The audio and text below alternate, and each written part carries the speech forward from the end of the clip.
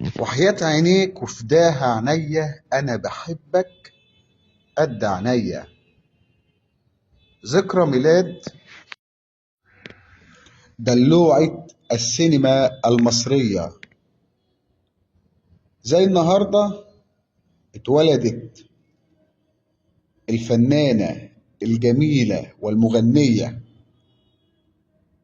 شادية، نجمة استثنائية سحرت قلوب واعتزلت الفن في قمة مجدها.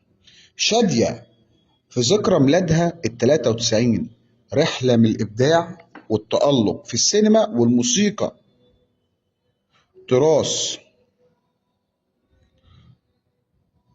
سابتهن. زي النهاردة يوم 8 فبراير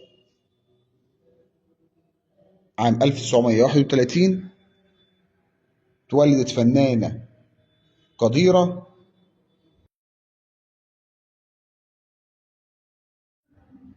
اتولدت الفنانة شادية. مش مجرد فنانة، دي أسطورة حقيقية في السينما المصرية والعربية. النقاد بيعتبروها إنها من أهم الفنانات اللي ظهرت في تاريخ الدراما العربية، والجمهور العربي بيشوفها أيقونة الفن الجميل. شادية